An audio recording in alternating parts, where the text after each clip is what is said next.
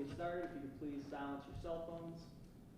Syracuse will host Louisville Friday night in the Carrier Dome. The game is the ACC opener for both teams. Kickoff is at 8 p.m. on ESPN2. Coach will begin with a brief statement, and then we'll go to questions. If you have a question, please raise your hand. Coach? Defensively for Louisville, they returned 8 starters. They were 18th in the country last year in total defense, 14th in the country in rushing defense. They tied for 8th in sacks with 38 sacks in 2015. Some leaders on the defense is number 97, D'Angelo Brown, number 92, Devontae Fields, linebacker 55, Keith Kelsey, who were all preseason first-team all-CC players, ACC players, excuse me. They held Charlotte offensively to 208 yards last week, forced 4 sacks, and Charlotte was 0 for 13 on third downs. Offensively, they have 10 starters coming back, and they're led by dual threat sophomore quarterback Lamar Jackson. 4 starters off the offensive line return, leading running backs Brandon Radcliffe, along with L.J. Scott, both fabulous running backs. Their top wide receivers, Jamari Staples and James Quick, also returning. Last week, obviously 70 points, and Lamar Jackson was responsible for 8 touchdowns, 6 passing, 2 rushing, for a total of 663 yards, 391 yards passing, 272 yards rushing. So it's going to be a challenging task, to say the least. Questions?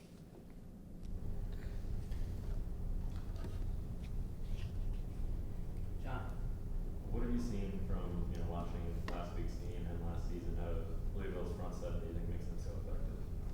I have not watched them from last year yet. I will after this meeting. I've been spent more time on our previous game, our last game, making sure that we're on the exact same page offensively and kicking game wise.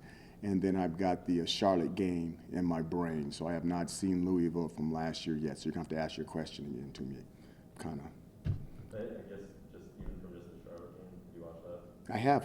So what did you see out of Louisville's front seven? They're outstanding.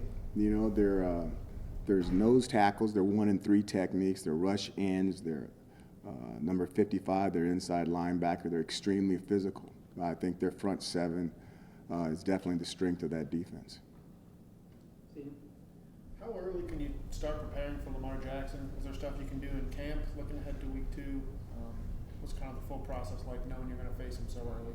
You can't really do anything special for him. I mean, we've got other quarterbacks in this conference as well that are extremely special type individuals. You just got to wait for your week to come up, and then you try to do the best that you can do with scout team players and stuff to try to emulate exactly what he does, which is absolutely impossible to do. But you try your best at it anyway.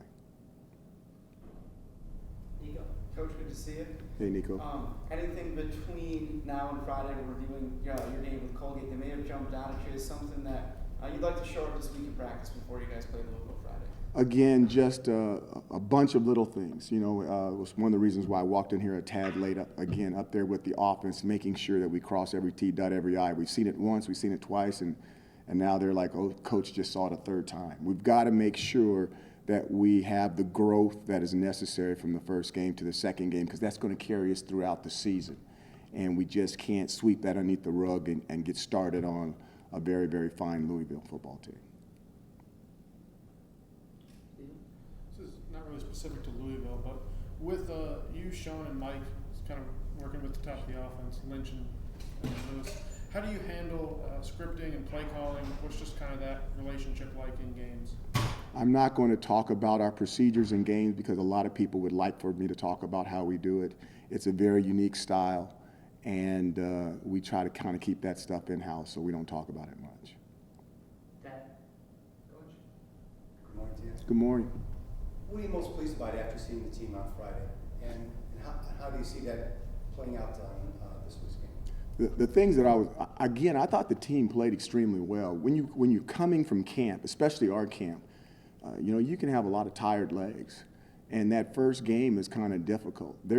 Our guys are going to get faster as the season goes on, but there's no way to come out of camp totally fresh unless you didn't go through camp, and and that's not the case here. You know, we've got a lot of room to get better. We've been out there working really hard at it, and I just appreciate the effort and the enthusiasm that they put into the first contest versus Colgate and the way they played the game. I thought it was outstanding. Is there, I mean, you've seen tons of quarterbacks through the years. Is there a guy or two that Lamar Jackson reminds you of? You know, he reminds me of all the good ones, and I'm not trying to be funny with you. He can throw the football. He's extremely accurate. He has fantastic speed. You know, he gets in the open field, and he's like a dangerous running back or a dangerous wide receiver in space. So, and he gets to touch the ball every single snap that they're on offense. You know, just a fabulous player. Sal, and then you go. Coach, you've obviously coached all over for years and seen all kinds of different styles of football. I'm just curious when you see kind of the proliferation of tempo offenses and, I mean, like Texas last night doing something they've never done. Is there any part of you that kind of chuckles or go, you know, I told you so, and you see how many schools are implementing a style similar to Baylor?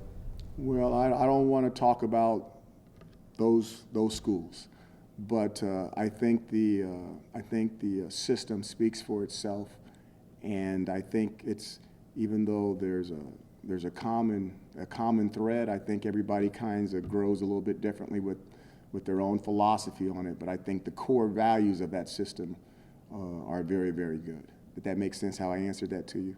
Okay, fabulous.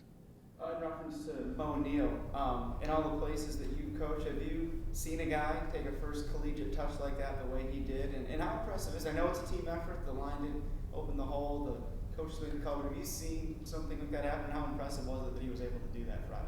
The answer to your question is yes. I've seen freshmen do that before on their first carries, and it's really kind of cool. I mean, I couldn't do that. I didn't do that. To be able to score on your first touch as a collegiate football player is really, really special, and to have his mom and dad in the stands and his friends and all that kind of stuff, that's really cool. But as crazy as that sound, I am going to go back to the offensive line and the blocks, because it's probably the best block play we had the entire night. Now, he did make a guy miss, and he broke a tackle, and he broke another tackle, but it was a nice job by the other 10 guys and a fantastic fake by the quarterback carrying out to hold another individual. Would you agree with someone if they said this Friday is your first true test of the season? No, because I think if we'd have lost against Colgate, you wouldn't be asking me that question. So I think Colgate was the first true test of the season, and Louisville is the second test. Coach, obviously you were brought in to change the culture here and bring more energy and more seats to the crowd. I know you're busy with the game, but did you ever get a chance to evaluate the energy of the crowd or the people that were there? Not visually, but just listening to it, and for what people told me was the amount of people that were there, it kind of got me excited, because I'm not going to say it was, I thought it was kind of loud. And if we've got room for another 18, 19,000 people to get in there, I think it can get really loud. Now, I know this game is going to be an Orange out, and we need all the fans to show up in Orange, and we need to see a sea of Orange out there, loud when Lamar and Louisville has the ball, and quiet when we have the football. But if we can get that, I think it'd be a heck of a home field advantage, and we're going to need all the help we can, because it's a really, really fine ranked Louisville team.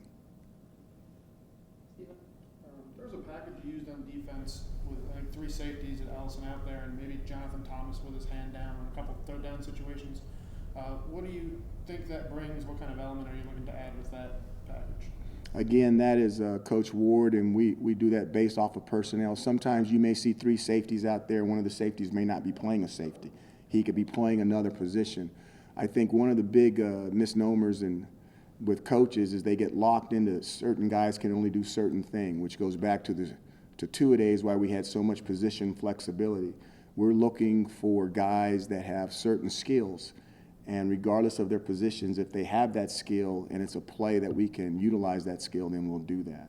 So I think it was structurally it was just our base defense. He probably just moved some personnel based off of their skills and put them in a position on a particular defensive call. Final question for Coach? Steve? We saw Jamar and Mike Lasker mix in at right tackle a little bit in the first game. Is that a competition you see ongoing? Where do you see those guys kind of stacking up?